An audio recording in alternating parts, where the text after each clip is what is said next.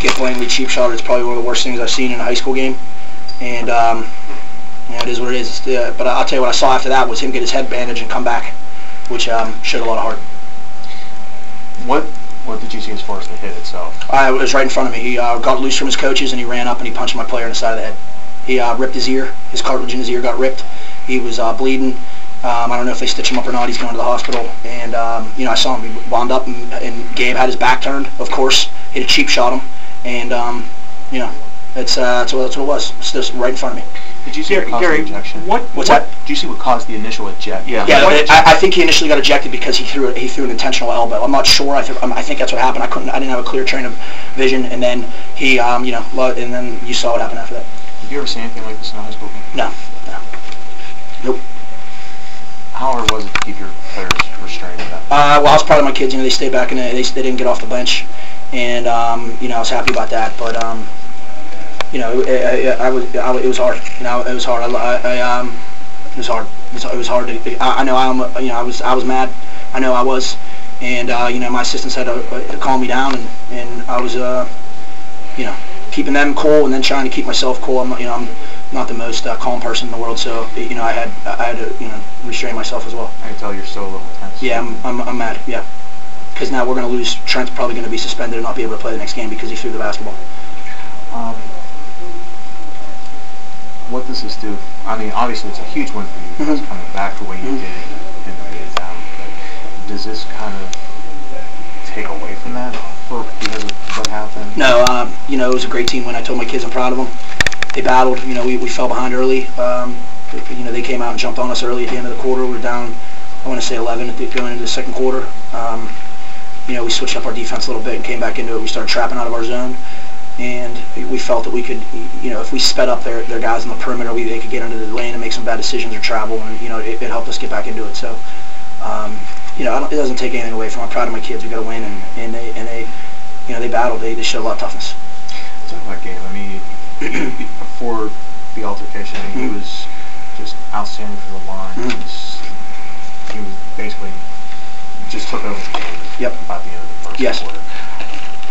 Was that kind of by design that you really want to get the ball to him, or was that just kind of how it happened? He's our main guy. He's the guy we want to go to and get the ball to. We run a lot of high ball screens, and they switch that high ball screen. So what we want to do is isolate him on the block after they switched, which we were able to do and get him the ball inside. He's not a back to the basket guy, but that's the way we have to use him sometimes, especially with a team that switches ball screens. So we can take advantage of that mismatch. So. He blocked some shots today. He had double-digit rebounds. This is like I'm going to say, close to his 15th double-double of the year.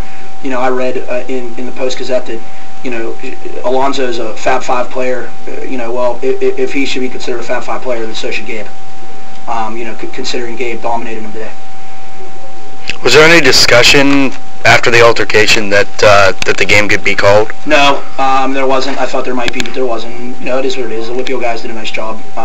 They got the order back and the game ended. But Gary, could you sense before that happened that Woodland Hills was getting frustrated? Well, we felt that if we just executed, that we would kind of take them out of their game a little bit.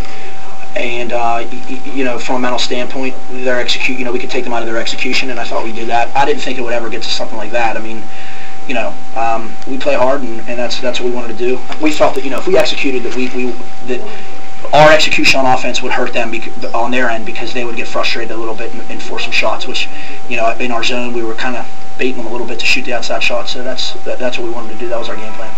What was the feeling after the altercation when you had to send players out to take free throws? Losing Trent hurt. Losing him hurt us, and then losing Gabe. So we were technically both our two best guys were off. So we had to come together and try to find a way to finish it out. We did. We knocked our free throws down, and we would take care of the ball a little bit better. But they're a good defensive team on their ball pressure. Especially full court. So I'm glad. Did the delay at the beginning affect your guys? No. How'd you pass the time? The kids just walked around the building, took a look at it, shot around. They got some burgers. They just being kids. It didn't hurt us at all. I just saw our guy out of control. I'm just gonna leave it at that. Our guy was out of control, and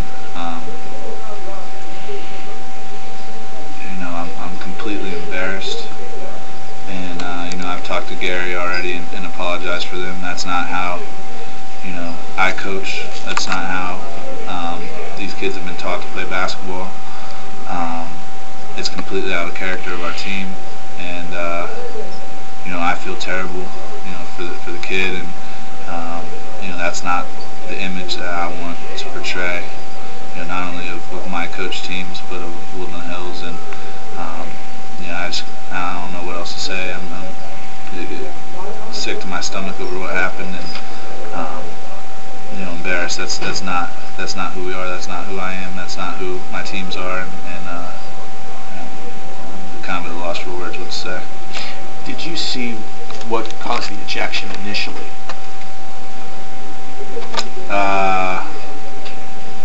I don't even know. It was all kind of a blur. It might be an elbow or a push, or I don't even know. I just know it was completely out of control.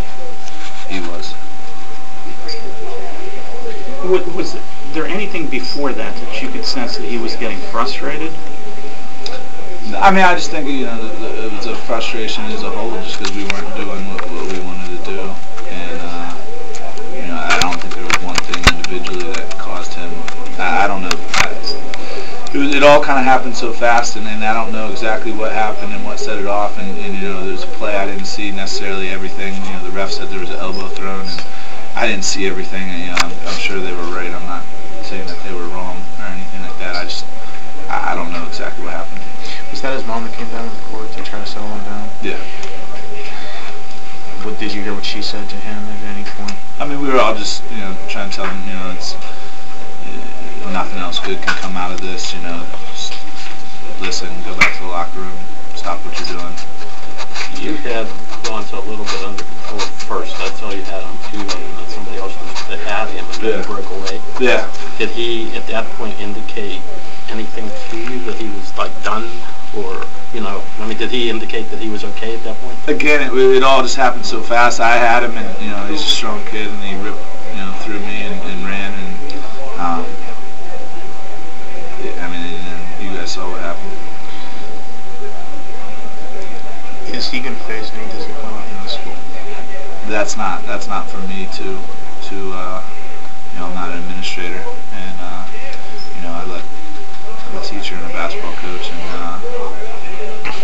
I failed to do my job to teach him to handle himself in situations like that, and so that'll be for our administrators and those people who are very good at their jobs to decide. There's a hard thing about the fact that he's been such a leader for you guys this year, and been an example on the court, and to have him just totally lose it like that in this situation. That's why I'm so upset about everything right now, is that these guys are they're like my kids or my brothers. I pick these kids up and from their houses, drop them off all the time. I mean, I don't think people understand what it takes to be a coach at Woodland Hills. You have to pick kids up all the time, and I've been doing that with him since I came here when he was 15 years old, and I was just telling my guys that's why I'm so proud of him, and they're those guys, not Shakim for what he's done. Don't get me wrong by saying that, but I want to see them become successful men 5 years, 10 years down the line, and I think this is an isolated incident, but I do think we've accomplished some good things with this group, and I think a lot of these kids are going to go on to do good things, and Shai hopefully will as well. But we put in a lot of time and effort, not just teaching them basketball skills, but teaching them life skills. Please and thank yous, and looking people in the eye, and shaking hands, and being respectful, and doing those sorts of things. And when something like that happens, it's like I'm a newly father, and it's like one of your kids let me down, and you're so disappointed because that's my job, is to teach these kids to do stuff, and obviously somewhere along the lines I didn't do my job as well as I would have liked to, because that something like that should never happen. But that's the thing that's just so much disappointing. It's disappointing that it's very disappointing. What did you tell the kids after everything was over and you had to send it back out on the floor? I told them that it's not them, that that they didn't, it was an isolated incident, it was an individual incident, and it's not their fault that happened, and that they've worked hard all year long to get to the point where we're at, and they deserve to play this game because of the work that they've put in. I don't think you know, that was an individual act. That was not a team act. That was an individual act, in my opinion. And I know a lot of the players on our team were very upset with him, and were very angry that he would do something like that, as am I. And I just don't think that they deserve to be punished for his action. A lot of these kids, they do great things, and, you know, and are going on to good places, and I just didn't think they deserved to be punished and to go play their game for themselves and the rest of their teammates and represent Woodland Hills the way I want them to. You know, you try to turn any situation into a positive situation, and I tried to throw it to him that sometimes you have to walk through mud to get to gold, and you know, yeah, I mean, when I found out that we were in Indiana, Pennsylvania, and it was 11 o'clock, a lot of things went through my mind, and, you know, being on a bus for 2.5 hours, and, you know, coming straight in 15 minutes, getting dressed on the bus, all those types of things. I mean, you know, I'm not even gonna say that. We play no excuse basketball. And I say, you probably heard me say that a lot, Ken. No excuses, no excuse basketball. And so there's no excuses. Peters Township beat us, but, you know, if you'd ask me if I'd like to go to Indiana on the way to Cal, I would probably answer no. So you actually made it to the IUP campus? Or we were right before. I looked up. I went to get on the bus. When I got on the bus, I said, "Cal, you good? You got directions?" Yep. Next thing you know, we're talking game plan, and, you know, this is my first time to Cal, so I don't know the way, and, you know, we're talking game plan and different things as coaches, and next thing I know, I look up and I see signs for Indiana, and I asked the bus driver, "Are we near Indiana?" And he said, "Yeah, we're about 10 minutes out, Coach." And I said, "We're supposed to be at Cal," and it was 11 o'clock. So you can imagine what was going through my mind at that point. Were you thinking if we're not there by noon? Yeah. Yeah, I mean, I didn't know what the rules are on that, and you know, so I called Gary. Gary and I are friends, and that's why I feel so bad too with what happened. Is Gary and I are good friends, and, you know, I think he knows what type of teams I put out there. But besides that, I called Gary and started getting in touch with people here and finding out, you know, what the situation. I didn't know what was going to happen. What did the bus driver say? He just went blank. You know, I think he was planning on coming out like that east way towards the turnpike and you know, taking 66, and instead of taking 66, he just kept continuing on. And you'd have to ask him.